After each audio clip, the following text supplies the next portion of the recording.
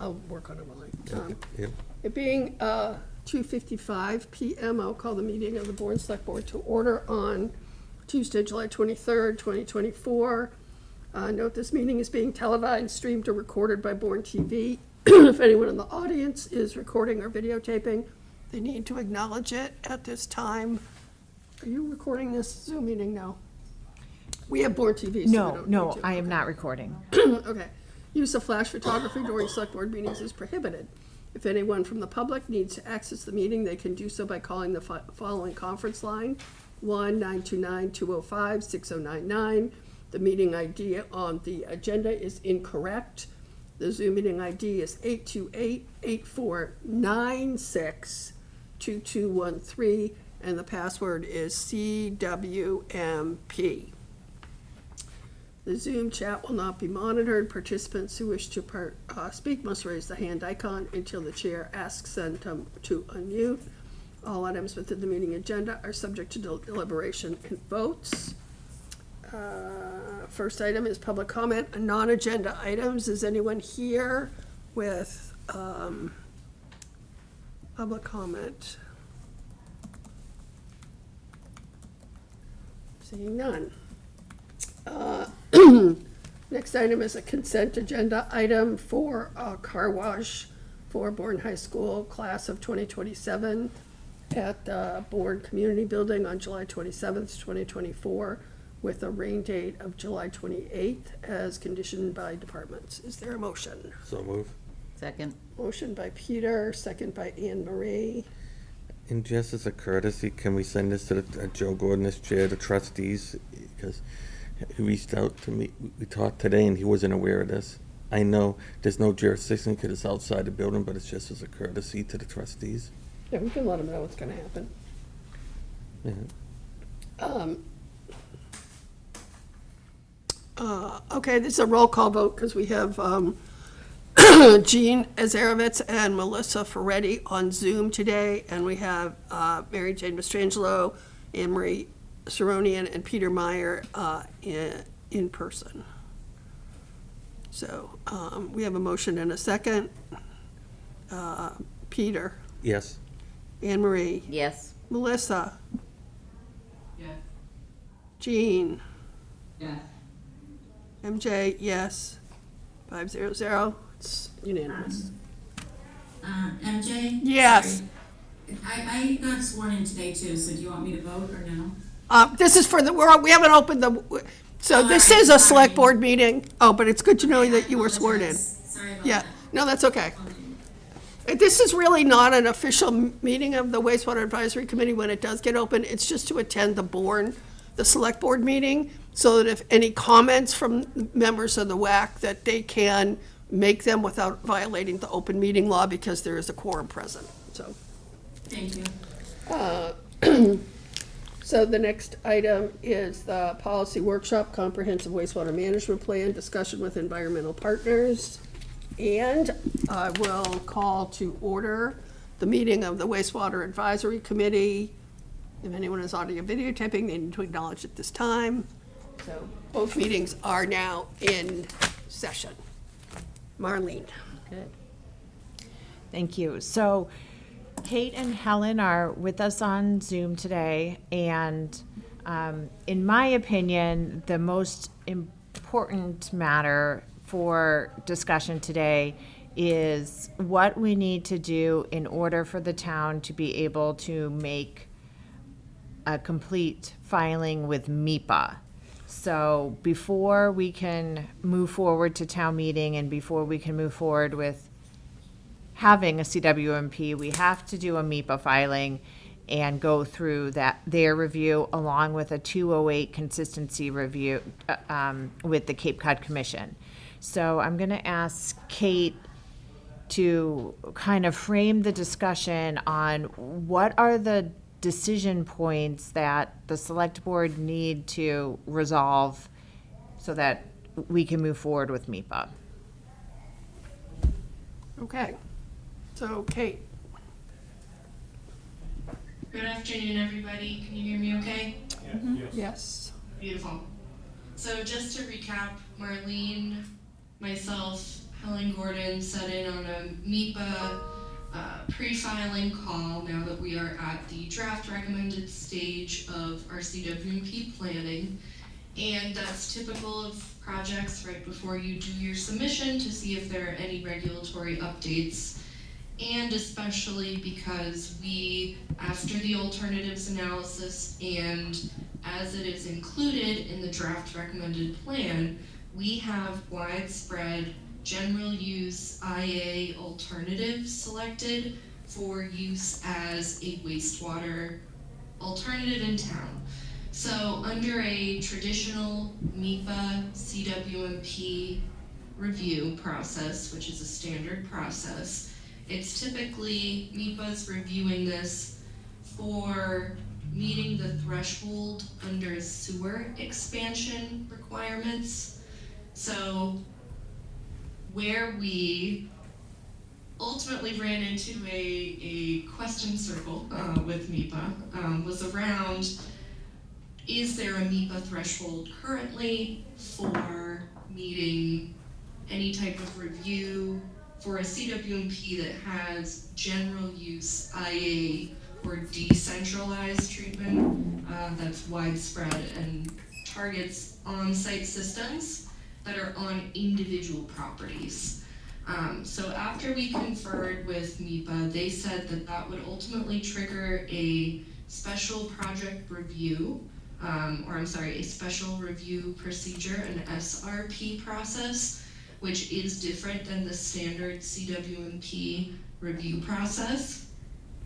And the goal of that would ultimately be to look at the context of where on-site systems as a conventional treatment, the general use systems would be used, and then to advise the community on potentially how to implement that, whether it would be policy changes or no action. But the reason why we wanted to bring this distinction up is because as you have the draft recommended plan report in front of you, there is not an exact decision on which option you want to have as your, there we go. Thank you to whoever muted. Right now we have a couple of options, but we don't have a first choice pick. And the first choice pick of what you, the community, want to try first is going to dictate what type of MIPA review we put forth. So I'm gonna walk through a scenario because I know that was kind of a lot of background. I'm gonna use this example and hopefully this can make sense. So right now we have looked at a sewer conventional alternative for most of the watersheds, and we have the general use IA alternative for most of the watersheds. The example I'm going to use is for our two TMDL watersheds, which are Magansett-Squatigue and Finney's Harbor, because both of those two watersheds also now have a new designation under the Title V revision as a natural resource, nitrogen sensitive area. So I'm going to use those two as an example. So right now you have two options outlined for each watershed, but you need to pick one to try for your first 5 years, understanding that you can adaptively manage or update your plan after the first 5 years or so. And ultimately, the 5 years is chosen because that is the typical time frame for what we will see as if something is able to get off the ground, get funded, get built, and then 5 years is probably the shortest time frame, especially for a sewer project, that you will actually start to see watershed results. Is it working? Do we need to change what we're doing? So that's where the 5-year increment comes into play. But essentially, you must pick one of those two options to do first.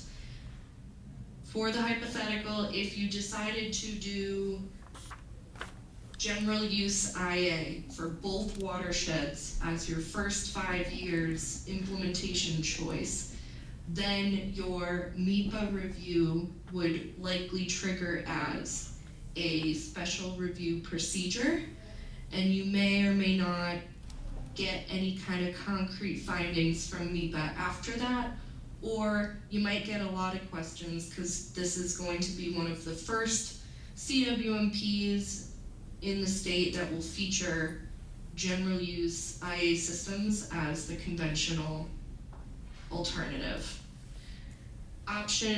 That's the first option. The second hypothetical option is, okay, well, what if we do the sewer option for both of those watersheds?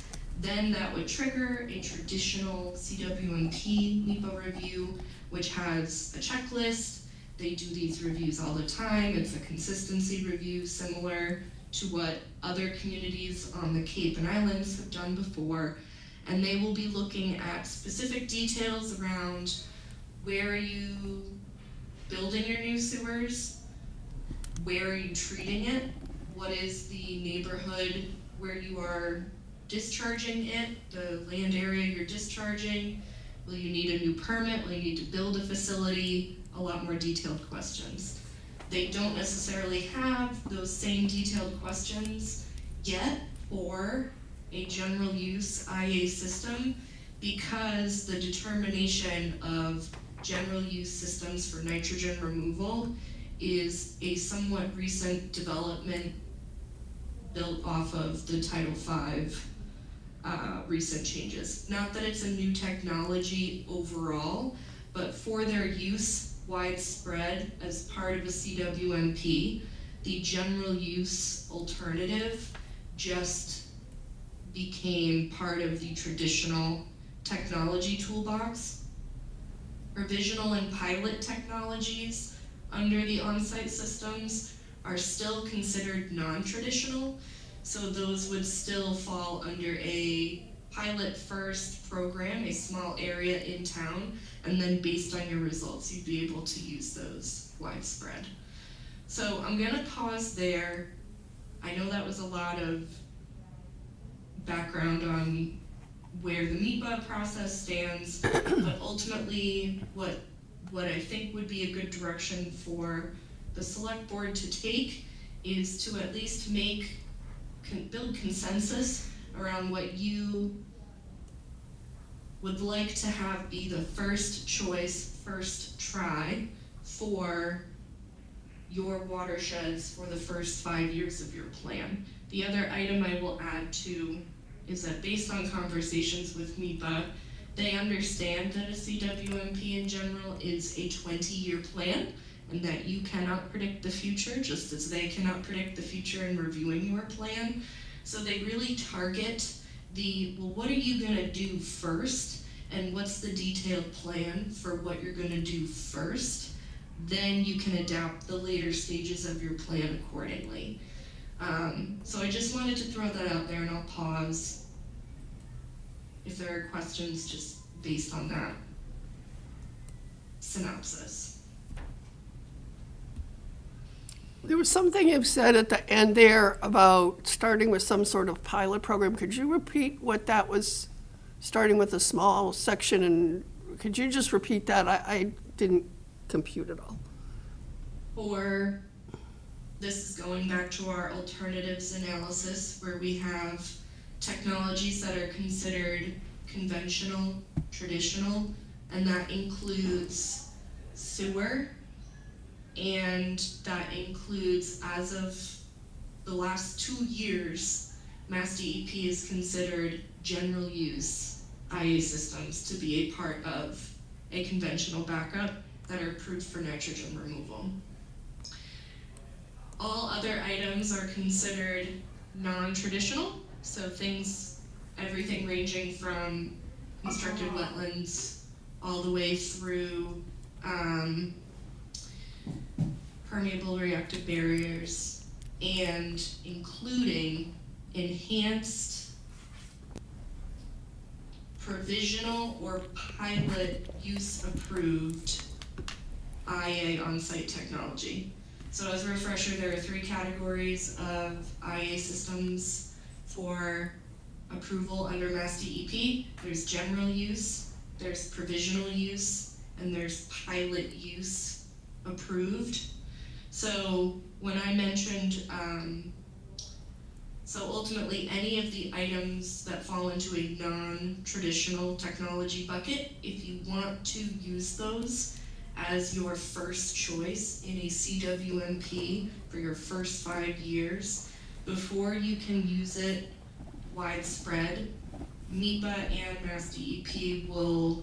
MEPA through Mass DEP will typically require you to get pilot or a small segment of data of what that technology is doing in your town before you can make a broad sweeping assumption about that technology. So an example is you might have to do a test area implementation for a permeable reactive barrier and do a small area, maybe like a 25-foot segment for one parcel or a cluster of parcels, collect data, demonstrate that the PRB is reducing nitrogen in the groundwater, use those results to then go forth with PRBs on every single beach in Bourne. That's a very rough example, but that was my context for the word pilot. Chris has a hand up. Chris? Hi, how long would it take for the pilot program using this, what is the time frame from when MEPA is going to look at our pilot program, determine that our assumptions are okay to use for much more of a widespread use, if that's the path we were going to take? I do not know. They typically, it would vary based on exactly what the project would be. So if it's it would highly depend on exactly what the project is and also where it is physically in the community and timeline. Again, they're going to focus on especially looking at the level of detail that you have for items that you plan to achieve within the first 5 years of your CWMP implementation plan. And so presumably that time frame wouldn't start, the clock for our 5-year plan wouldn't start until they actually approved our assumptions. So the implementation clock begins when you have your MEPA review certificate in hand. That is correct. So the typical, I'll step back and kind of give an overview. So for MEPA process for both the special review procedure or the CWMP traditional review, whichever option we end up building consensus around either here today or over the next few weeks, you will still have to undergo a full environmental monitor advertisement, which opens up a public comment period. There will need to be a public hearing at some point during the public comment period, just so that people can hear. It's a good idea, it's strongly suggested to be able to give a presentation on the project in addition to just reading it. After the public comment period, then we have the opportunity to get a certificate with a review from MEPA, and at that time they will give direction on if additional filings are needed. So if an in-depth environmental impact review is needed, for example, if we propose something and they needed more detail or they needed to have additional data, they will explicitly tell us at the time of that MEPA certificate what is required to be able to then proceed with the plan. So that would be, best case, you're able to get your certificate and then go right to implementation. Worst case, you would have to fulfill any additional questions or requirements that MEPA has after their first review, and to incorporate public comments and consider public comments as they pertain to the certificate. So it's also a joint agency review at that time. So the Cape Cod Commission will be reviewing it as part of the 208 Plan Consistency Review, and they are included on the list of stakeholders as we would advertise through Environmental Monitor, as well as Mass DEP. So MEPA is also meeting with, or at least conferring with, the other agencies that would be involved, including Mass DEP and the Cape Cod Commission. All right, last question then. I think Bourne would be one of the first on the Cape, I suspect, if they were to go to general use, as compared to septic. Am I right about that? So as far as MIPA had shared on June 11th, they hadn't received a CWMP yet that has general use IA on-site systems as the conventional backup. All of the guidance up until this point, up until 2023, had been directing that sewer is the final backup for any type of alternative use for wastewater. So this is kind of the first take at general use IA systems and widespread use as a conventional system, yes. All right, thank you. Anyone else have questions? So, can we talk about Finney's Harbor? Let's just talk about Finney's Harbor right now. So, and I don't know where it might be in the report, so you're gonna have to kind of help me find it. In the report, there was a comparison of the number of lots that needed to be done for general use IA. And there was the number of lots that had to be done if we were to use the wastewater treatment plant at the middle school. Where is that comparison?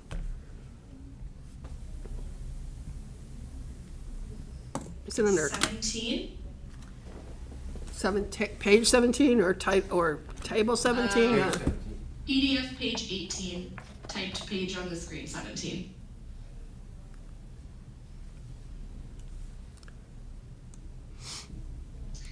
It's section 4.1, the preliminary design criteria.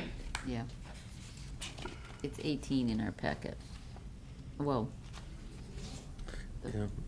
18 on the CM. not that packet, the Okay, packet from and there. then, so table 3,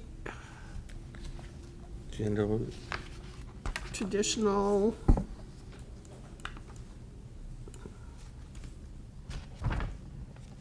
Table 3 has the general use right. parcels. And where then is the wastewater treatment plant parcels? I think that was in cost comparison or something. If you hop to then page 20, One. page number 22, or page 23 of the PDF, is the Finney's Harbor sewer alternative includes sewering 436 parcels to the existing Bourne Middle School with a total nitrogen removal of 1,740 kilograms of nitrogen per year.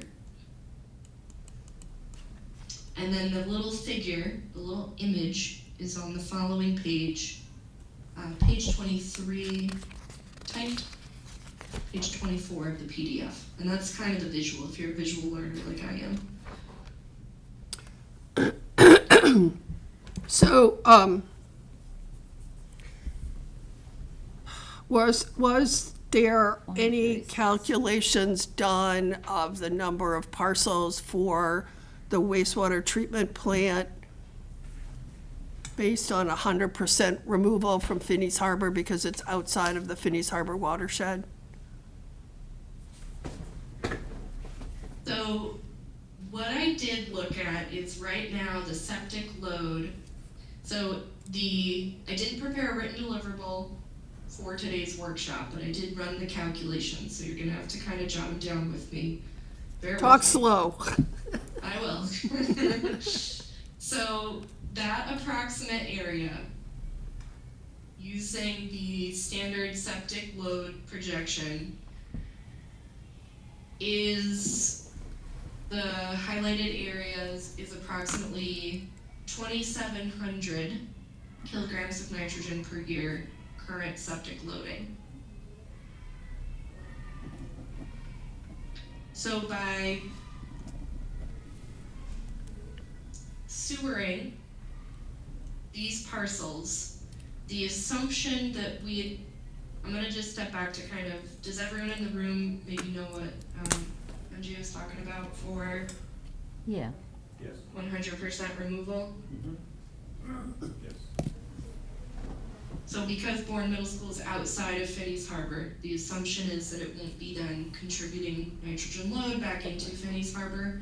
So I had been conservative because we do not have any groundwater modeling of the Bourne Middle School discharge location. So this is an estimate that is not confirmed with any groundwater modeling. Based on the way that the groundwater flows, it's likely that it goes towards Canal South watershed discharge and not towards the Phineas Harbor ecosystem and the Eel River embayments, so on and so forth. So I just want to point out that I haven't confirmed this with a groundwater model, but one could assume that if it is proven that the groundwater is flowing away from Phineas Harbor, that sewering all 430 some odd of these parcels 36. would then remove that full 2,700 kilograms of nitrogen per year moving forward. So that would be the 100% removal, means it would remove that entire septic load from Phineas Harbor. All right, so is 436 the number of parcels That would be Seward. that would be sewered under the non-100% scenario, under the conservative scenario? Is, No, wouldn't So it exceed? I thought it was gonna exceed. so I'm kind of like, it's difficult because all this information is like in different things. So under the Phineas Harbor model for GUIA implementation, 1,133 parcels, right, need to have general use IA. Correct? That's in table Yes. 5. Title Okay. 5. Then, if there was a watershed permit, that would be still 1,133. So then, the sewering example, You'd only need 436 parcels, right? 436 parcels, but that's not considering 100%, right?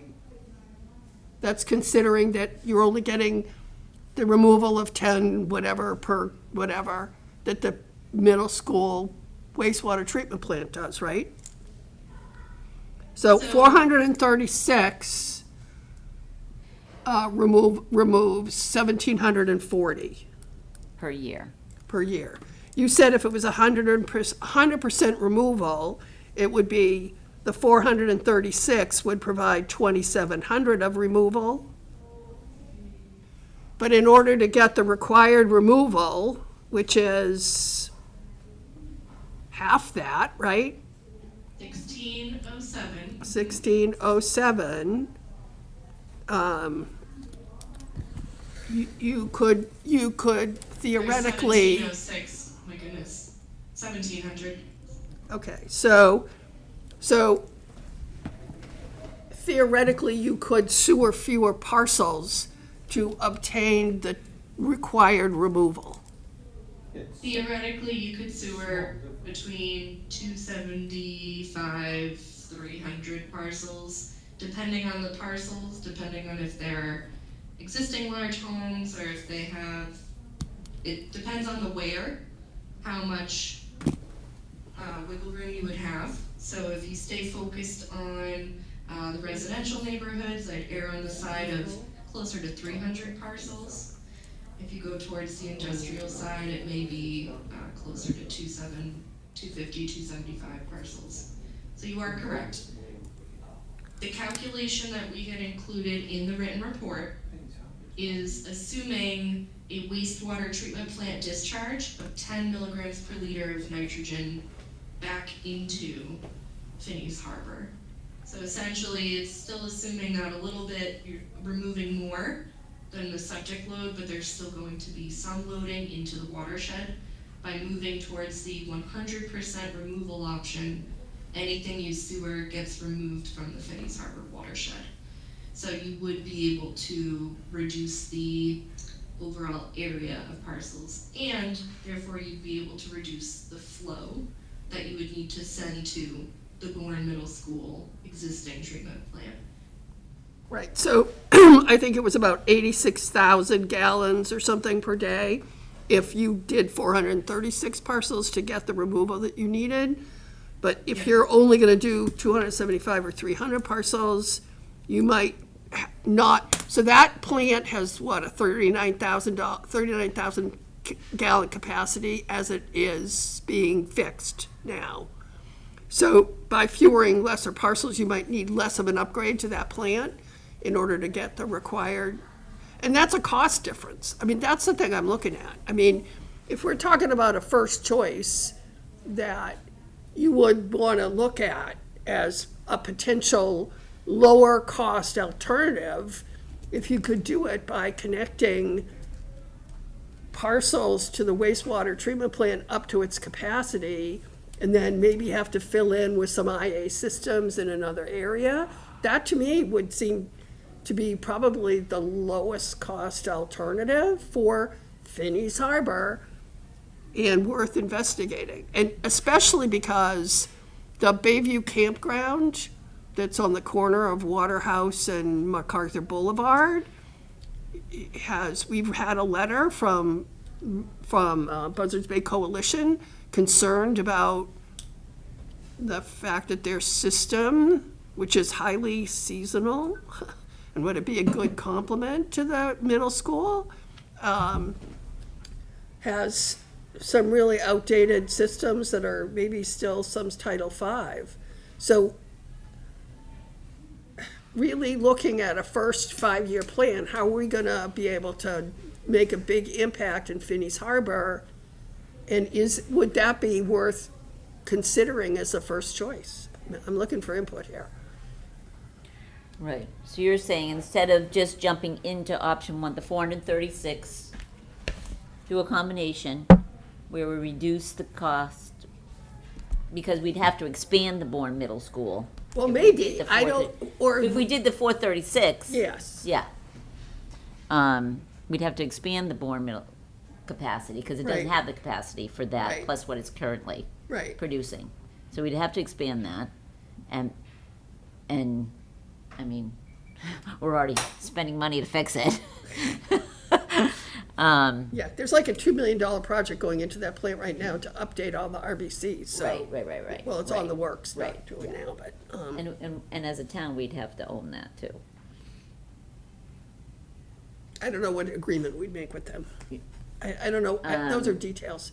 All right, But I'm looking, I want to if look we- at a if we cut it in cost, half. effectiveness. Right. You know, where then how do we determine, so we still need 1,133 parcels no. in Finney's Harbor? No, No, that's all we need, we need that for general use IA. right, For the general, If we for re- the wastewater treatment plant, considering that only the 10 milligrams of nitrogen's being removed, then we need 436 parcels. right. If 100% of whatever we do at that plant is going outside of the district, is going Yeah, outside of yeah, that Not hitting watershed, Finney's Harbor. you could, I mean, she's saying it would be she thinks between 275 and 300 parcels. But that wouldn't give us the 100%. We would have the 100%. It would give us the 1706 removal that we need. The number, 1706 is the amount of removal that we need. Right. Yeah, I'm looking at that page. So then we wouldn't do any IA systems? Well, we might need to do some IA system. It would be a balance of, in Finney's Harbor, right? Connect to the wastewater treatment plant, the number of parcels that you can without plant expansion, To meet the 1705? to meet as far as you can to the 1706, right? And then whatever you need to do whatever you need to do to make up the difference doing IA systems, hopefully closest to the water down by Monument Beach. So you say these systems that are right near the water, we're gonna do those quick, and plus we're gonna connect what we can to the wastewater treatment plant. So you get, I mean, one of the problems we have right now is we have a wastewater treatment plant at the middle school that has 39,000 gallons per day capacity and is using about 9,000 gallons per day, and none in the summer. So that's a capacity, that's a wastewater capacity that we shouldn't be wasting, especially if we're putting $2 million into that plant. Right, I don't disagree with that. I think that that's an opportunity to explore a little bit more, but I guess what I'm trying to get at is what factors into the decision we do that, and maybe we need to do the IA systems. How do we determine where those systems are going to be? The IA system? Yeah. It would have to be a Board of Health regulation that the Board of Health says, sets their own regulations or their own priorities, or that says, if you live here, you have to, anytime you have an upgrade, anytime you have a change, anytime you have a change of use, Well, new construction's you're gonna already have in to place do anyway. this, the Board of Health has to do those regulations. That'll Those are Board of Health But regulations. okay. So we know for sure the middle school goes to the South Canal. We don't know that for sure. She said you have to do a hydrogeological study. Oh, okay. So what's involved with that? And So when some you of it wanna could be speak, you're going to gonna have Finney's. come up so you can be heard. Back to Finney's, right? Well, yeah, but if we say, this is what they said, you set your first choice. You set your first choice, this is our first choice, and we believe that this would work. And as part of this review, we do the hydrogeological study, and if it says, Yeah. no, it's going back to Finney's Harbor, Right. then Yeah, we no, go to our we backup Go plan. to a different plan, yeah. But I think that maximizing that capacity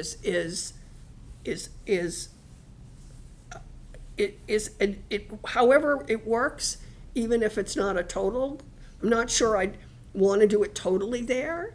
I'm not sure I would want to have everything go there, want to have the Yeah, decision point of what the I'm not- cost of expansion and whether Right. it's even possible. And I'm not convinced that if we have everything go there, that we do get, there is a guarantee that it all goes to the south and doesn't Right. come back to Finney's Harbor, because that load is, Yeah, what's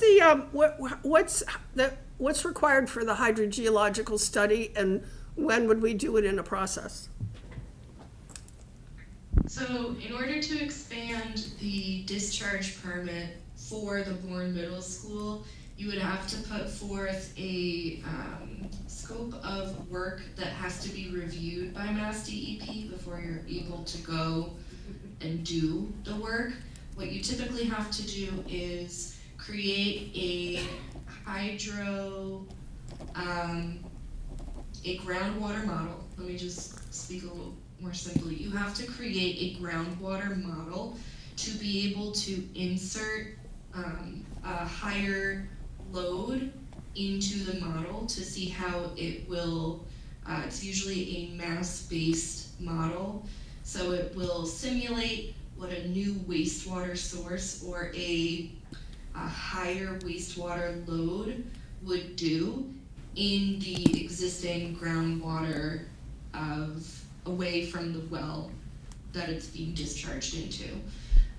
So in order to do that, in order to set up the model, it would include data collection. There would be soil borings. You might have to take mounding analyses or do sieve type testing to be able to test the soil. So you have to test the soil in the areas around the school. You probably want to do it during a summertime, just because that's when you won't have to deal with students being out and about, and you can see it under low groundwater conditions. The other time of year you would do it would be like in the fall time under high groundwater conditions, so you can see what happens seasonally.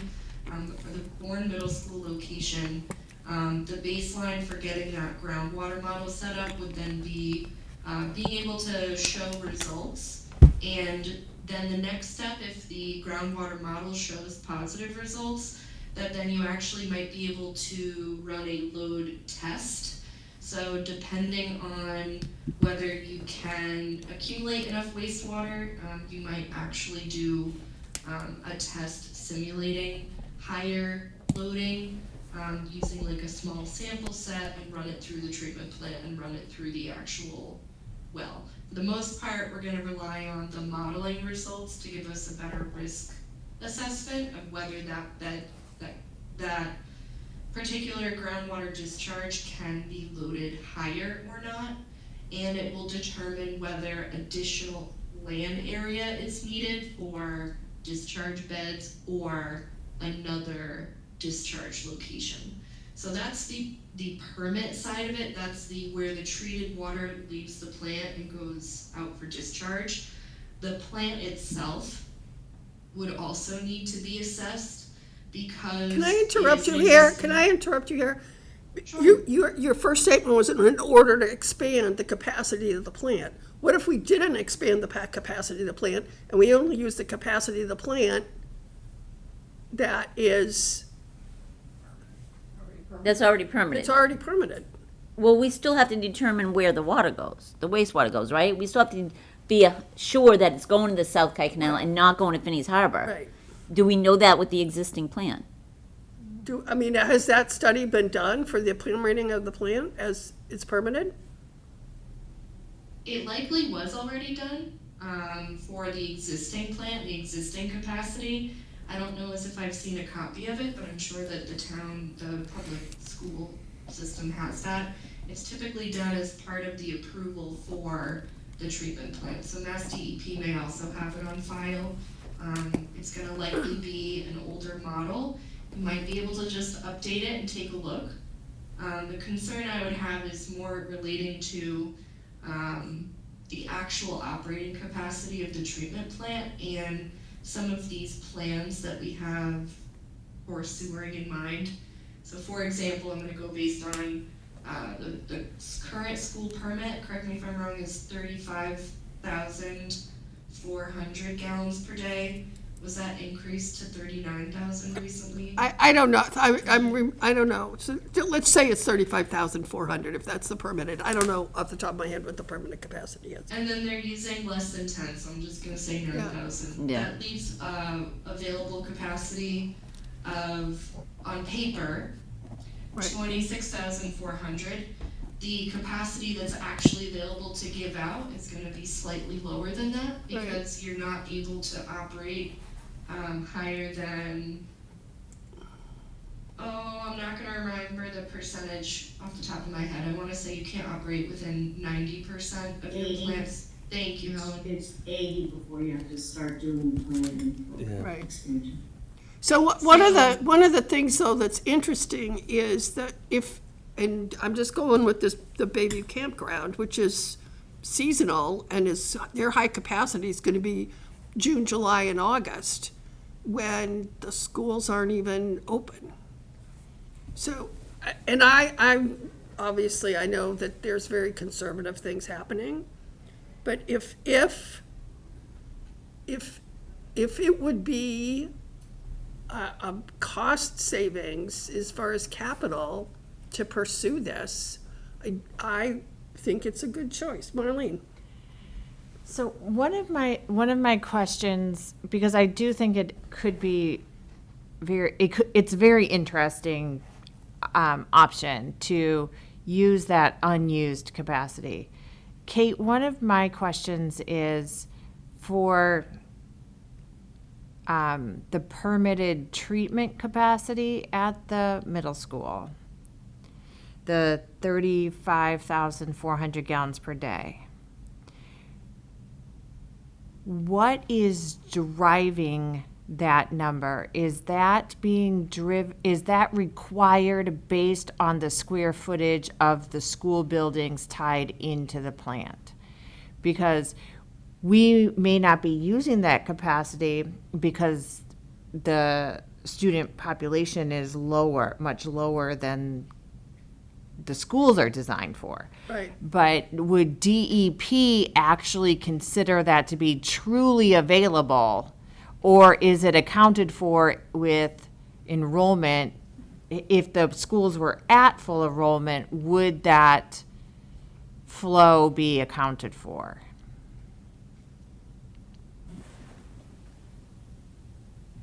That's a great question, Marlene. So from what I can surmise from the information that we have, like the records available on the Bourne Middle School, that when the school was built and the treatment plant was built for the school, Title V flow assumptions for number of students, building area were taken into account when designing that plant and the flow. So having designed the treatment plant to accommodate full school, full staff at capacity building, that is likely what the treatment plant was designed to meet. Now, understanding that the flow actualized is less than that, based on actual data, based on over the last 25 years, low flow fixtures, so we're using less water, so we're flushing less water, is likely decreased from that design capacity. So the basis for that permit was absolutely based on hydraulically what can the treatment plant accommodate, and also what is the groundwater discharge bed rated to discharge to the environment.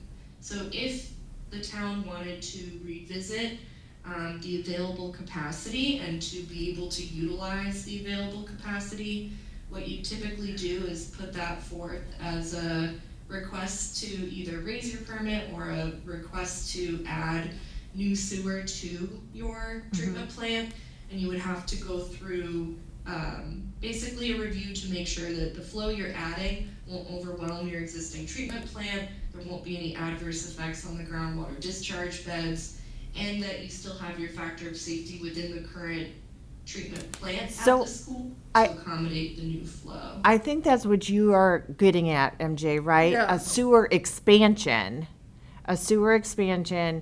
to essentially max out the existing treatment Whatever's and available. discharge I don't know permits. what's actually available, but to determine what could be available and how would we expand the sewering to.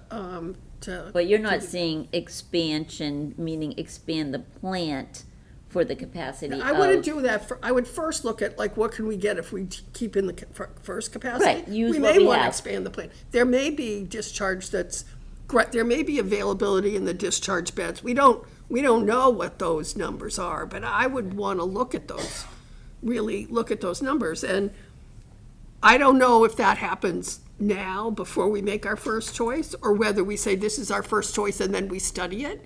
I don't know the timing of that. Keith, if you want to talk, and Wayne, you had your hand up too, you have to come up to the microphone so that if people are watching on Bourne TV, they can hear you. And then I'll hear your. So does the high school have capacity in their treatment plant, or are they combined with the middle school? There's one treatment plant that does. Covers both. It does the intermediate school, the middle school, and the high school. So that's all It's one one thing. treatment plant. It's called the middle school because it was built for. Behind It there. was At built that at the time. time the middle school was Yeah. built. Thank you. Yep. So the question was asked earlier, which ones would they sewer first? Or which ones would they use the AI systems first? Right, because, so they're asking for 436 parcels, but if we're looking at downsizing, right? Right. Those parcels, then we gotta make a decision, like, who gets hooked up? Who So- doesn't? Like, I look at my neighborhood, I've got, close to 60 homes in it, and that's part of it, but, like, who makes the decision So- of the 436? So my question would be to environmental partners is, does it make sense to sewer those parcels that are closest to the water?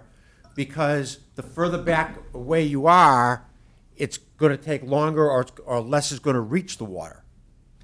In other words, if we really get 100% out of all those homes right near the water, The distance, you have to remember that the 12.6 distance, miles. the distance of the sewer Yeah. is a huge cost. The collection the co- system the- design. The sewering that's gonna happen underneath the roads to get all the way to the part that there is gonna be difficult. That's why if you look at the map and you say, where's the middle school, where's the Bayview campground, what's along MacArthur Boulevard, along Waterhouse, that we could like easily, with a very small distance, sewer and get to the middle school plant. That makes the sewering part of it less expensive, because there's not just the plant expansion, there's the sewering part of it too. And some of it doesn't, I don't know if you have the Which, If I'm looking at the Finney's Harbor Sewer Alternative Map that has the 436 parcels to the existing Bourne Middle School, some of it is along, yes, that's a big area. that's 436 parcels. And if you reduce it to by 100 or more, then you have to decide, which parcels, which side of the, the train tracks.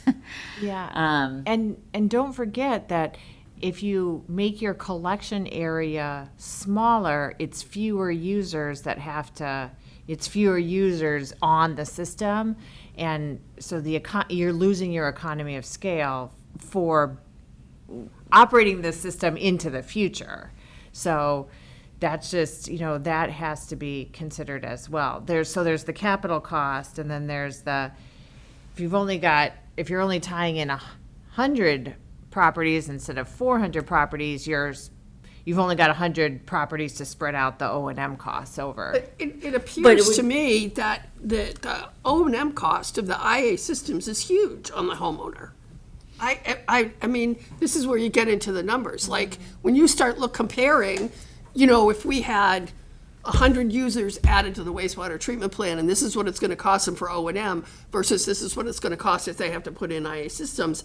This is where, when you're evaluating the capital costs and the operational costs, you have to have a kind of a framework for doing that. I don't,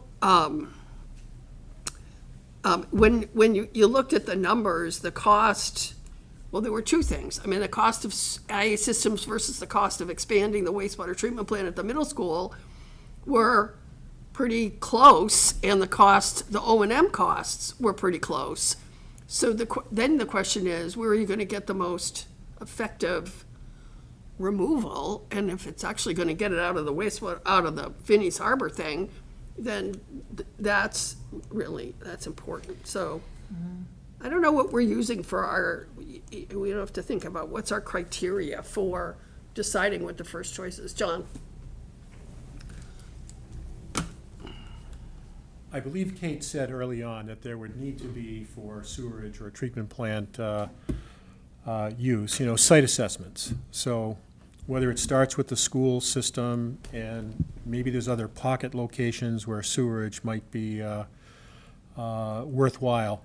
I think that long-term, the sewerage is the right choice because the individual IA systems are not only very expensive, they're not readily available. The two systems the state has approved, the STAR system from Septitech and the other from General, they don't have staff here committed to service. We've done a lot of the fast systems, but they don't reduce enough of the nitrates, but there's still almost $3,000 a year O&M to the homeowner, in addition to the capital cost.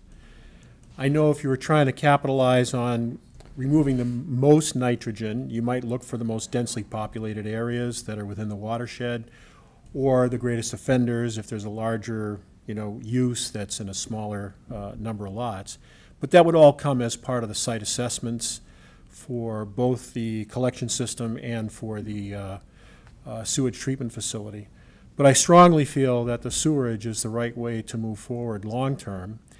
And there's also some language, it appears, in the DEP's reg about using the most effective system, which may wind up causing residents to have to improve on a system that they may install now, and in 10 years or so, when there's a system that might cut that nitrogen in half, they may wind up having to absorb more of the cost. And at that point, it might be easier to increase the filtration or improve that in a sewer system rather than putting the cost back on the residents a second time. It's done.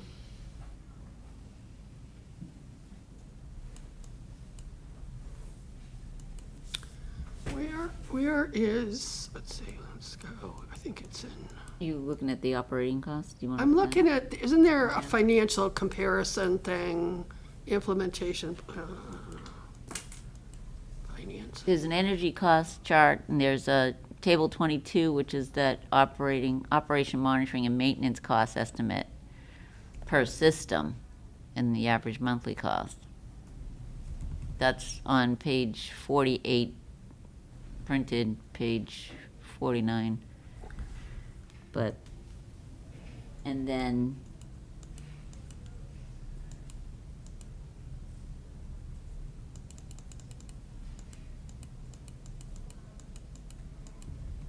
Is there anything that consolidates a comparison in Finney's Harbor of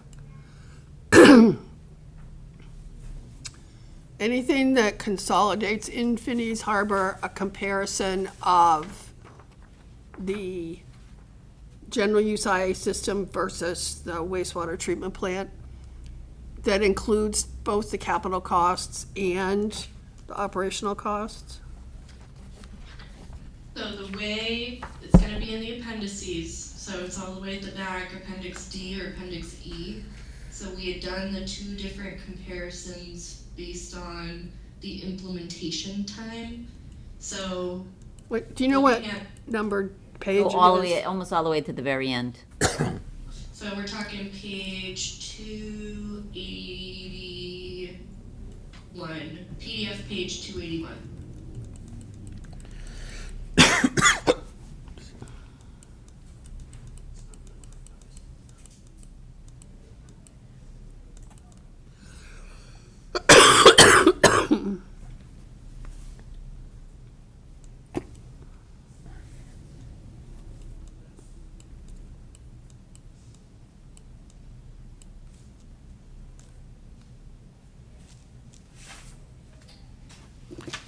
So MJ, there's also the table in the executive summary,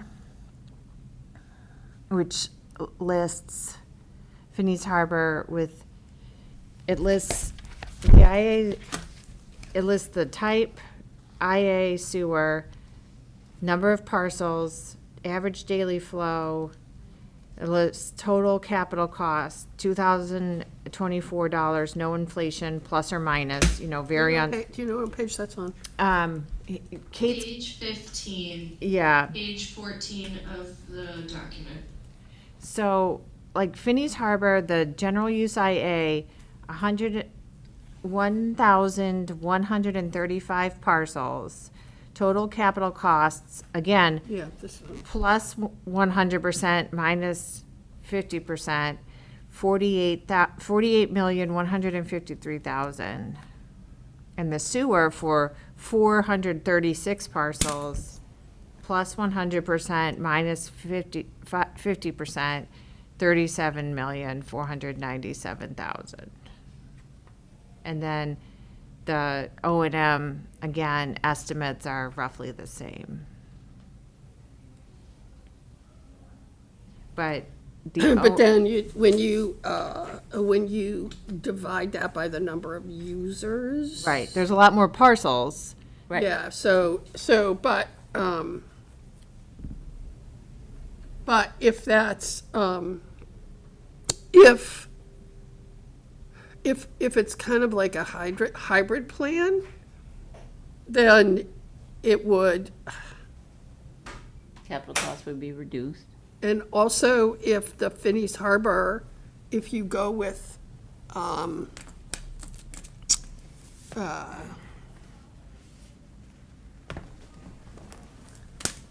if you're able to get the 100% and you can do that, like, what is that, how does that change the capital cost? If you're not, I mean, what's factored in as a capital cost expansion from 35,000 to 89,000 gallons? How much of that 37 million is a capital cost for that expansion? Well, wouldn't that depend on what parcels we decide, right? No. The total, for Finney's Harbor sewer, 436 parcels. It's 37 million. Average daily 409. flow, 86,100. Yeah, Okay, so you're expanding your plan from 36,000 to 86,000. That's a 50,000 gallon per day expansion. So is the cost of that 50,000 gallons per day expansion, 37,497,000. No, because that includes the collection system. Okay.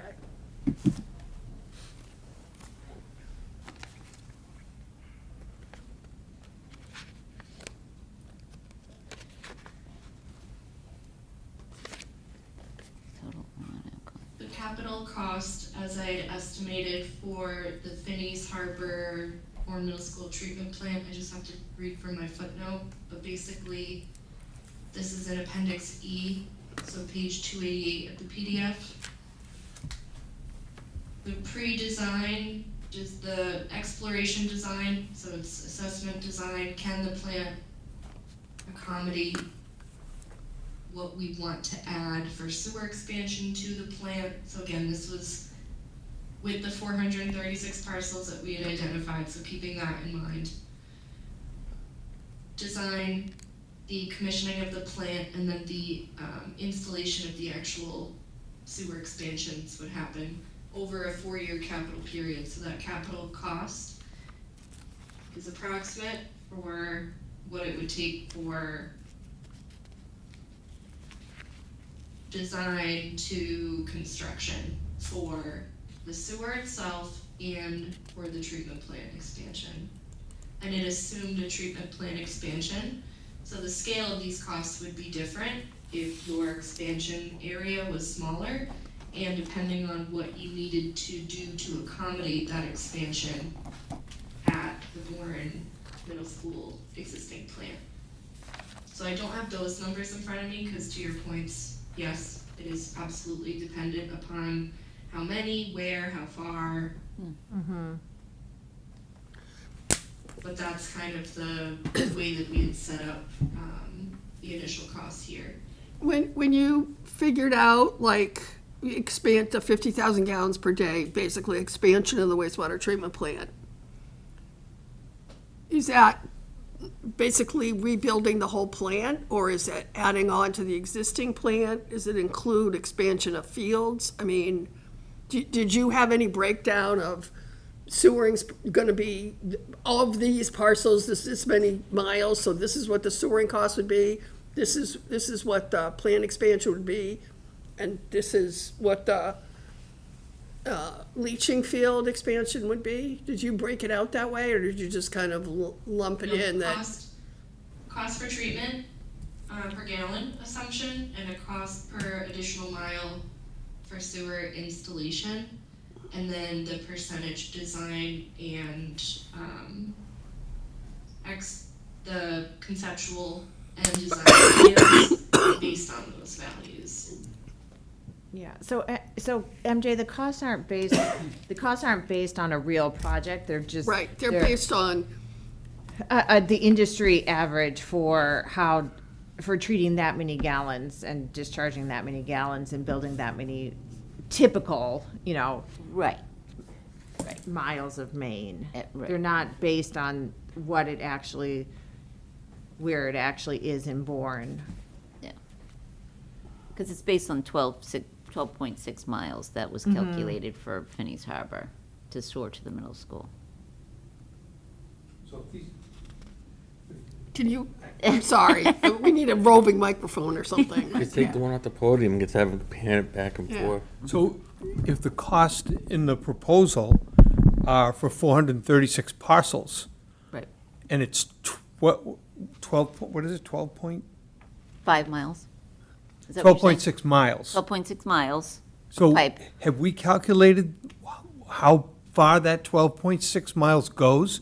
Does, Kate, does that cover Phineas Harbor's entire footprint? No, it's just the 436 parcels closest to the wastewater treatment plant, right? There was a shaded picture, It right? covers Is this. that right, Kate? Kate, can you hear She's me? putting the map back up. Oh, yeah, sorry, I was muted. If you can see it on here, the red outlines Yep. was the approximate calculation of that sewer area, the 12.6 miles. So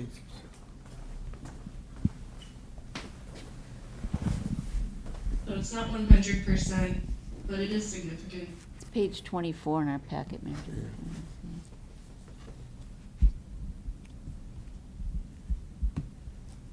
Is this the plan? Is the No, plan the on plant's at the bottom? Nope. top. It's up at the top right where the dot is. This is the plant. That's the So plant. This is the entrance by, I would call it by the lobster trap, is that correct? And this is Eel Pond? Yeah, but you did all residences as opposed to going to the industrial, right? Instead of going up Waterhouse towards Bayview?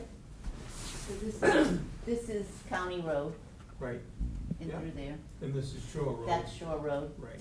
Yep, because that's Country Ridge, that's Shaker Drive, that's our neighborhood. This is the golf course, adjacent to the golf course. So. Can everybody see this? Yes. It's like So page all of that 20. is 12.6 miles of pipe. Right, and it's also closer to the water. All those areas Are are closer close. to the water, which are more effective use of the money. Yeah. Yeah. I mean, you're all around the water. 1.5. Right. It's all, I understand the Straight up, concept 1.5. with Waterhouse Road and those other buildings, but they're far away from the water. What we're talking about here is sewering the places that are closest to the water, which is the most effective way to do it. I don't know So why, I don't that- know why we would change this. Well, I didn't say we would. I wouldn't change it without seeing what the difference is. If the cost of sewering this is $15 million and the cost of sewering the other is $5 million, and then you're having equal flow. I only say this because of the letter that we had from Buzzards Bay Coalition that has a real concern about what's happening at Bayview. And so, if that is cesspools and not, being, is that where are you gonna get your best? So I don't know, maybe this is the way to do it. What I want to do, what should we do in these workshops is totally get a handle on what exactly they're saying, because there's so much information that I didn't pick up this map of being the actual sewering of 436 parcels, and then it was 12.5 miles. And it's in the cost. Yes. So that's, you take that as a positive to do that was the question someone asked about doing more closer to the water. Yes. And that's what this does. That's More what the effective. 436. Even if And the 436, if it actually is 100% removal, then it would be even better than 17. It would create a 2,700 removal, which would be even better and faster. Right? Okay. MJ, Yes. where does this put us in respect to a watershed permit versus the 5-year plan? Well, the decision on a watershed permit is whether or not you're gonna sewer. If you're not gonna sewer, there's no reason to do a watershed permit. If you're gonna do IA systems, there's absolutely no reason to do a watershed permit.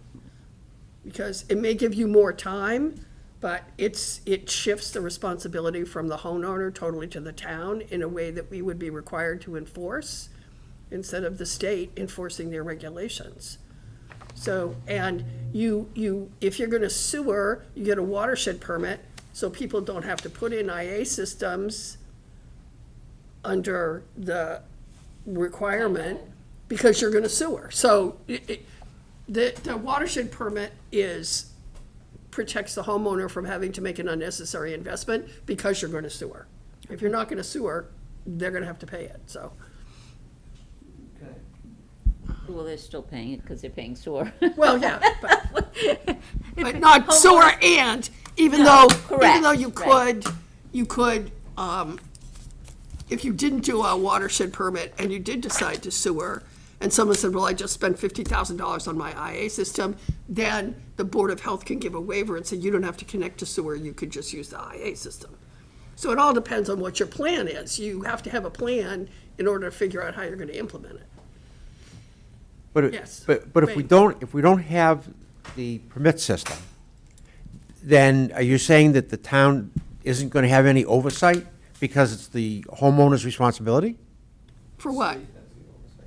The state has oversight.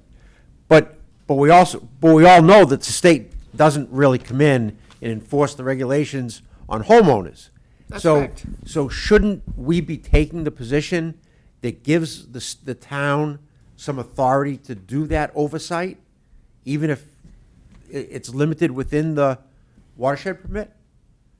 Because that's the best way for us to make the improvements to the impact to those homeowners that are refusing to install. So you could do it with Board of Health regulations without having a watershed. Whatever you think is appropriate. I don't have a. Yeah. But the issue of a here's my concern with a watershed permit in IAs, okay? Under the current rules, right, the regulations, the Title V regulations are enforced by the state, right? If the town of Bourne creates a watershed permit and says that we're gonna do IA systems, and the IA systems don't get installed, or we're responsible for enforcing, how are we gonna enforce people? We have no authority to enforce. I mean, there is no authority. I mean, and then who can get sued? So you have Conservation Law Foundation, who, if we have a watershed permit and we're not doing it, then they can sue us instead of suing DEP. So They could sue the town of Bourne instead of suing instead of suing DEP. Is that the reason that the other 14 towns went with the sewer system? To avoid that issue? The other towns all decided to go to sewer systems That's what I'm way saying. before. And they're not all doing sewer systems. Like Wellfleet has a combination. They have some sewered areas, some IA system. I think Brewster too. Doesn't Brewster have like a combination? I think their CWMP is a lot like taking land out of the development. Mashpee is not suing the whole town either. Right. Right. So the watershed permits if you're sewering and you're gonna do sewering, then you're not gonna be worried. Once you sewer in front of a house, they're required to connect, so that's the enforcement. But how are we gonna enforce people? How are we gonna enforce people to put in IA systems? What's your vision of how we would force that? There's no way to do it. I mean, we can't enforce getting people out of septic cesspools now. I mean, how do you? So we don't have any regulations for somebody that doesn't repair a non-conforming cesspool? If Title a V. cesspool, I mean, I'm not the Board of Health person. Maybe Barbara can explain the way it works when a system goes in failure. Because the problem with cesspools is most of them most of the ones that are existing are homes in a trust where there's no real estate transfer that triggers the testing of the septic system. So maybe the Board of Health could say you're going to require to test your septic system every 5 years, and if you're in non-compliance, you're going to have to fix it. But that's a Board of Health regulation. Can you comment, Barbara? Yeah, so we did pass a new regulation that cesspools are automatic failures and require an upgrade within 2 years of the date we passed that regulation. So we are reviewing all of our septic regulations now, especially in light of this watershed permit and what's being done about it. So we are trying to catch all these cesspools, which again are automatic failures right now in the town of Bourne. You still gotta enforce it and chase after them. We have, making progress. And then the other thing we generally require is if people want variances, we require them, if they want the variance, to give the town something, which would be install an IA or an enhanced system. So, like I said, depending on what happens here, that will impact the regulation changes we make. But obviously, we want to work to protect the environment as much as possible, similar to you all do. Thank you. So if we don't go with watershed permit and our plan is IAs, then we would be turning to the Board of Health and asking them to create regulations that would help with enforcement. And we are all for that. I mean, obviously, that's why we are on the Board of Health, because we care about the environment. You know, nitrogen loading is the biggest issue, one of the biggest issues we have in our town. So, you know, we would hope that all of our residents would also love this place as much as we all do and want to protect it for the future. So, yeah, I mean, regulations work, you know, can work, but they just, you know, we just have to make sure that they have teeth and we can enforce them.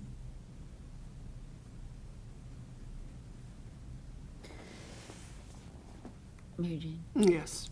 can what we're thinking about doing with the middle school, not doing the 436, but reducing it along with IA systems, can that be part of our option one plan for the MIPA review? Or do we have to have those decisions done before we choose, before we have the MIPA review?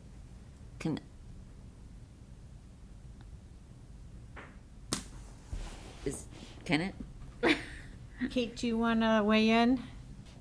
So,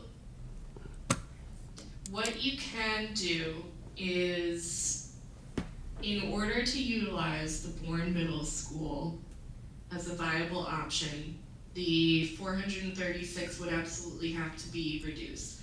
What I'd recommend is doing a phase so that you can phase the sewering to that campus pending additional capacity upgrades to that campus. Right now, based on the 80% max, so you cannot go above 80% of your permitted capacity, I took out that amount minus what they are currently using from the school itself during the school year, so that's also variable. You're left with less than 20,000 gallons per day of available capacity, which would serve less than just the Bayview campground, as an example. So the number of parcels you'd be able to sewer realistically using that available capacity as the treatment plant stands would likely not put a large dent in your loading removal in the first 5 years, but if you did commit to a combination of sewering the most that you can, whether that's you deciding to do Bayview Campground, or you decide to target one residential neighborhood closest to the Bourne Middle School, right over the border into the quote watershed boundary of Phineas Harbor, and get that flow to the middle school, for example. Then you could look to implement the general use IAs in other portions of the town, while you also investigate expansion of sewering. The backup plan would need to be fully fleshed out in the event that you cannot fully expand the Bourne Middle School, in which case you would still need to have a backup option for whether you default to all general use IAs, in which case the number of parcels that would have to participate would slide back up. Or if you did want to look into identifying another location for a treatment plant. And then that's something you would kind of cross that bridge when you get there. That would probably be right around your 5-year decision timeframe anyway. But to answer the question, yes, you can put forth a plan for Phineas Harbor that would involve sewering and general use IA. The thing to keep in mind is we will have to break it down to an annual commitment for that plan. And therefore coming up with the steps on exactly what mechanisms you'd want to employ to do that, whether it's updating, adding a bylaw to the health bylaws, requiring any new home or any type of system to have to use the general use IA in Phineas Harbor, that's an example. You would kind of need to add a little bit more to it. There is a world in which you can still submit a hybrid option as your MIPA submission. If you did that hybrid option, you would file a watershed permit, though, because sewering is involved. Right. Helen? Helen? Yes, yeah, I just wanted to, so in a nutshell, Kate, we'd be saying the first option could be a phased approach to utilization of the existing wastewater treatment plant. Phase one would be maxing out the available capacity by sewering a phase one area that's equal to this available approximately 20,000 gallons a day. And then phase two, although in phase one, you'd have to cover the areas that are outside of that with the Board of Health regulation that gets passed. So any changes in areas outside of that initial sewer area or the final sewer area. So you might have a phase one sewer area, phase two sewer area, and a phase three area being the IA area. Phase two area would be the expansion area that you may be able to expand the treatment plant, but you have to look at it. If you can't expand it, phase two area becomes a phase three area, kind of. Am I following you? Yes. Yeah, that's what I thought, just to kind of put it in a summary. Thanks.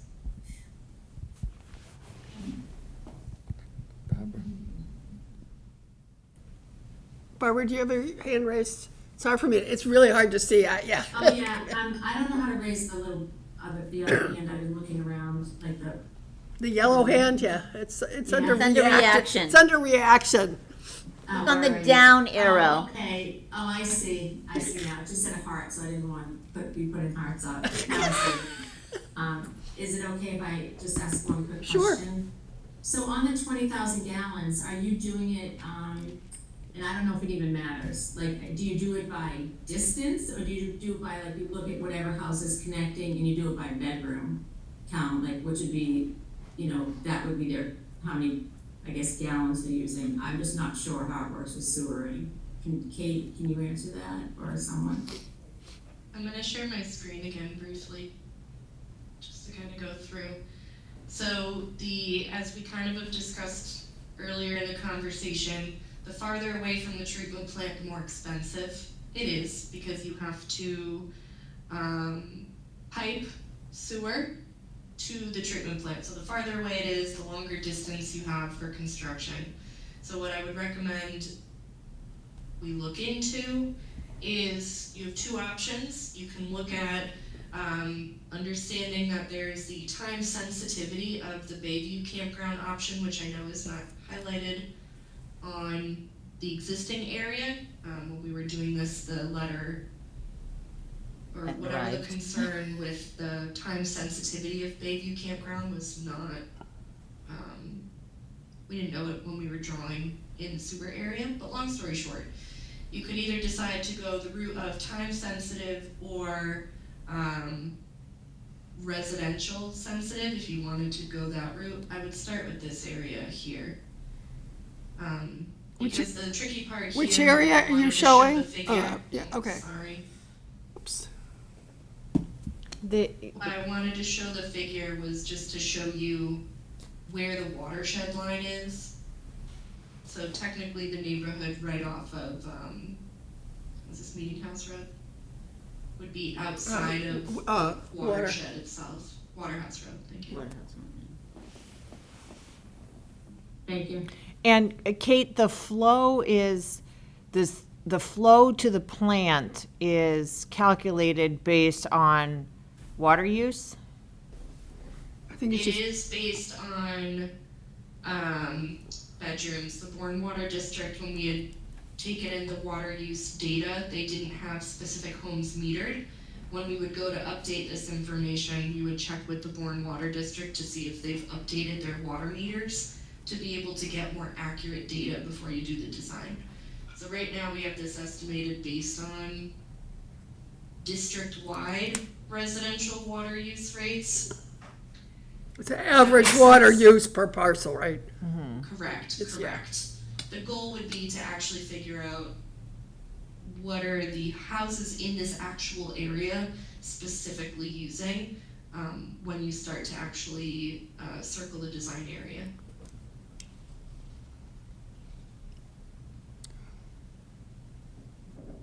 So I'm kind of interested in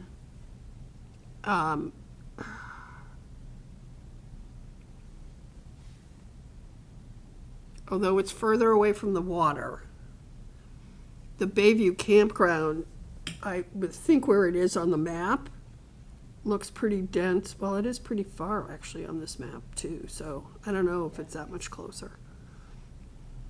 These things might be closer.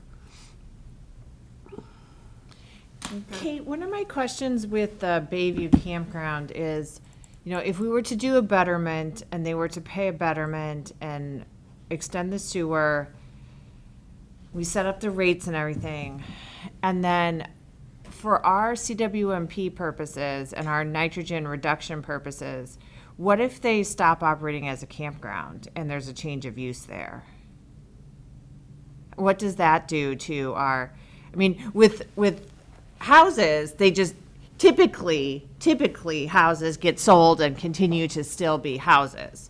But if we have a change of use of something like a campground, how can that kind of derail our That's a good question. our plan of hitting the target? Yeah, well, one way it could, in a big way, is if they end up adding bedrooms, right?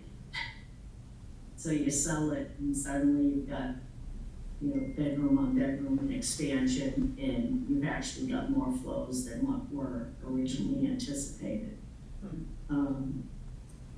On the other hand,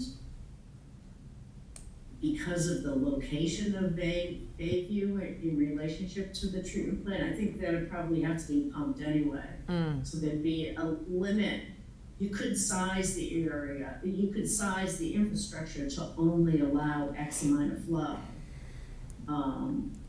What that would do is it would limit their ability to move it into something more than a campground. Those are just my thoughts, Kate. I don't know if you know. William? Can I ask, is the campground even in the watershed?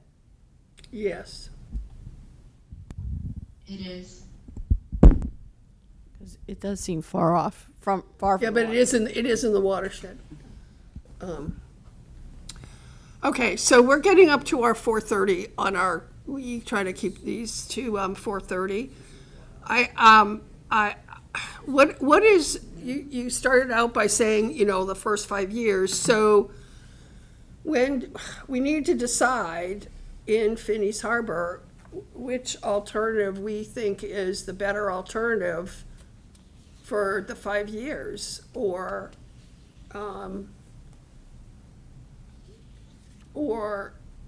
is our first choice to do the sewer alternative and do a watershed permit and spread that over however many years we need to make it work? And that's where those phases things come in, right? Is that correct? Well, I think the phases that Kate was, and correct me if I'm wrong, I think the phases that Kate was referring to were kind of all, you know, there are different phases within the first 5 years of things you would have to do the Yes. loading study, you'd have to do the investigation, you'd have to do the Board of Health regulations. These are all things that are all happening in the first 5 years. Is that right? Right, but if you have a watershed permit for that location, you don't have to get the stuff done in the first 5 years. You have more time, right? Well, no, because that's what you were telling MIPA we're going to do in the first 5 years. I mean, MIPA's review is they want to know what you are committing to in the first 5 years. So all of those Especially things for the would need to be TMDLs. committed to in the first 5 years. But you don't necessarily have to have it all implemented in the first 5 years. You have to, I mean, you're not gonna say we're gonna have this entire area stored in the first 5 years. You're gonna say, no, we're gonna do our permitting and we're gonna have 20 years to get that whole storing thing done, right? I don't know if they'll give you 20 years to get Okay. it all done. I mean, if you're only sewering 100 parcels, you should get that done in less than 20 years. Right. So where The do, phases, the reason why I asked the question about the phases was for the MIPA review. And all they care about is, right now, as she said earlier, is what's happening in the first 5 years. Because anything can change. We know regulations change often. And get, shoved down our throats. So, yeah, I'm under the assumption that phase one, we would look at the capacity of the middle school and the number of parcels for the, and then phase two would be that expansion of sewer. I'm assuming it would be the first 3, like that would be the Right. plan, right? In the Right. first 5 years. And phase three is if we can't reach what we need to reach with our TMDL, with the levels and the nitrogen removal goal, then we're looking at the general use on-site systems, right? IA on-site systems. That's option one. That's in my mind how I'm processing it. John? If Bayview Campground is a private for-profit enterprise, that probably doesn't really benefit too many residents. Not so sure that that should be treated the same way or considered in the same way for sewering and that, maybe there's a different perspective to approach the problem that's caused. Right. I've kind of come away with this discussion with that feeling, that if we are actually thinking about sewering, right, to the 20,000 capacity, however many, if the 20,000, I think we need to know what parcel, how many parcels are in that 20,000 capacity? What does that look like as the phase one? And then where do we go from there? I mean, I think, and if that can be fairly easily done, then you look at your next, let's say you can do that phase one, 20,000 gallons in 5 years. We're gonna do this, it's not gonna do the whole TMDL, but it's gonna make a big dent in it in 5 years, and it's gonna be a lot of residential parcels. But I would say while you're doing all of your studies, while you're doing your loading study, while you're doing everything, while you're doing all of that engineering analysis, you don't just look at using the 20,000 No, you look at- gallons. Right. You look No. at how to use Yeah. this and how to expand Right. Yes, your Yes. treatment and discharge capacity. Yes. to maybe reach that 436. Yeah, because Or That 275, whatever we need. Yeah, whatever we need. yeah, yeah. Yeah. Because, I mean, building it seems, I think, Yeah, it's like, I think really what could see is to build a collection system for only 20,000 gallons a day It's too expensive. is just, makes no sense. Right. no. Yeah, and then the other thing is, to be thinking about Board of Health regulations for if you are in that watershed outside of the sewer plan area, whatever that is, then these are the regulations for what you have to do, so, because you're not gonna be in that. Right, that gives- it'll fall within the permit, and then that will fall in responsibility of the Board of Health. Does this seem like a direction is this a direction that we're thinking we want to go in, that we look at this as sort of our I think- first choice plan? I think that should be a focus. I don't think we should focus on General use IA as the total plan? as the total plan. But I think we should focus on a specific, like the Finney's Harbor, Finney's Harbor. right. If we are allowed to do that, focus on Finney's Harbor, and then we tackle, Megansett Squatigue, are we also on that same timeline? Squatigue is on the same timeline, but I don't think we've seriously thought about, we don't have an option to consider for wastewater treatment plant there. And it probably doesn't make any sense. I mean, I think the Squatigue, that our option, our first choice is gonna be general use IA. And the Board of Health will implement regulations that will help to get that to happen. And then we don't. Title yeah. V kicks in. Yeah, exactly. But I think our plan then, based on Title V, our plan has to show, well, say our plan is like next year,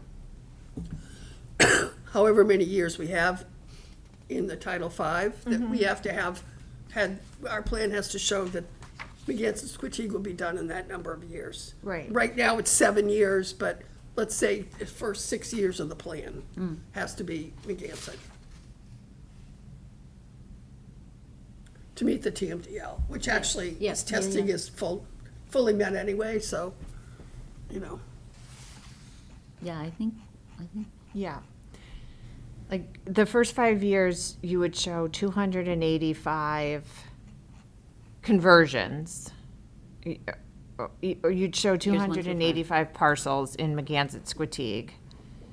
And you would show your phased approach for Finney's Harbor. Right. And that's your focus for the first 5 years. Right. Because they're the NSA watersheds. So do we want that to be sort of put together for our next meeting?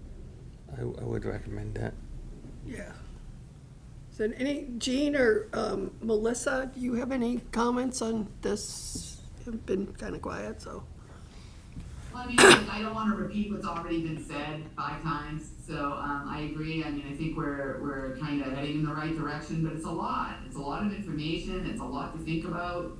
I think general use IAs is putting it on the homeowner, and we need to come up with a strategy that's going to be fair to our residents, as well as the town, of course. But I have concerns with the general use IA. I think sewer might be the best route, but like I said, it's a lot of information, and we have a lot to think about. So, like I said, I don't want to be redundant and say what's already been said. So, thank you. I think that these are good first steps, and these are the options that we should consider first, and we should also take a look at, as I said, the loading studies, engineering, and the hydrology, and make sure that the expansion is feasible at the middle school, and see what the cost is for phasing it out, as Helen outlined. Okay. Do you, Helen and Kate, do you have a sense of what our next workshop meeting is scheduled for September 19th, right? It's in September. Yeah, I think it's I don't know what date it is in September, but do you feel you have enough information from us for the next step meeting? So I think the only other question I wanted to confirm before we leave today was consensus around a watershed permit for Finney's Harbor and opting out of watershed permit for Squatigue Harbor. Is that what I heard? If we decide our first choice is to utilize the middle school for Finney's Harbor, then we would file for a watershed permit in Finney's Harbor. Yes. Right? Yes. Yes. And so what that looks like would be part of our analysis for the next meeting. Correct. And then the other item to keep in mind too is, yes, the MEPA submission will include the first 5-year focus. This will officially, choosing sewer puts us into the traditional CWMP bucket, so to speak, the bucket I mentioned at the beginning. So that will help us to at least streamline or follow in the footsteps of what all of the other Cape communities have done in recent years. And then the other item is just to keep in mind that yes, we will still need to present, I don't want to give the false impression that we're not still including all of the other watersheds that we analyzed. but I just wanted to be clear that those will all still be included in the plan and giving you wiggle room for understanding how that might change after you get through the first 5 years with Phineas Harbor and Magansett, and kind of how you'll learn lessons for implementing in the other watersheds. And that also in the sound like next the right 5 path? years, we'll be facing the Pecasset, because we'll have TMDLs for those watersheds probably within that 5 years, so, We should have them in 2026. yeah. And for Buttermilk Bay, whether that is included as part of the next round of studies from Mass DEP or not, I don't know. I if don't it know, is. I don't know where they are in that. Absolutely, okay. But Yep, if, so I if think we're I'm still on the same doing, page. if we're still doing Magansett, Squetig as IA systems, then that is gonna still have that special review, right? Right. Is a special review triggered by, I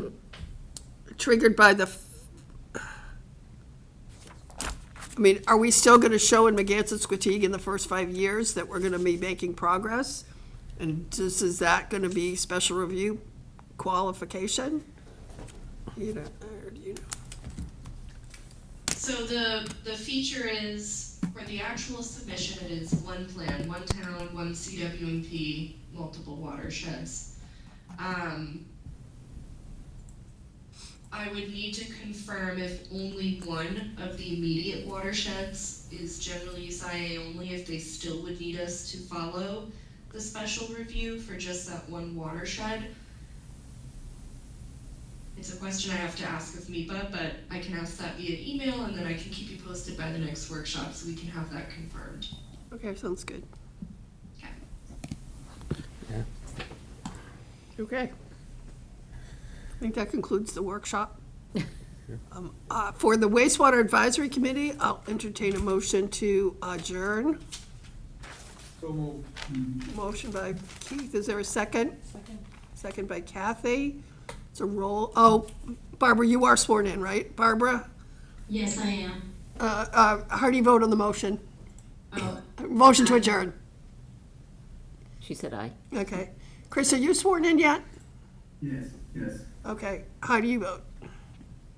yes. Okay. John? Yes. Kathy? Yes. Keith? Yes. Marlene? Yes. MJ? Yes. Neil, are you sworn in? Yes. Yes. Okay. Is that everybody that's here? I think so. All right. That Motion- wastewater advisory committee is adjourned. Thank you. Motion to approve the minutes of May 15th. Second? Motion to approve the select board minutes of May 15th. Is there any discussion? Seeing none, roll call vote. Jean? Abstain? Okay, Melissa? Yes. Anne Marie? Yes. Peter? Yes. MJ? Yes. And motion to approve minutes of May 24th, 2024, the marijuana workshop. Second? Is there any discussion? Seeing none, roll call vote. Jean? Yes. Melissa? Yes. Anne Marie? Yes. Peter? Yes. MJ? Yes. 500. And then the next meeting will be a retreat next week. Motion to adjourn? Second? Motion adjourned. Roll call vote. Jean? Yes. Melissa? Yes. Anne Marie? Yes. Peter? Yes. MJ? Yes. 500. Where?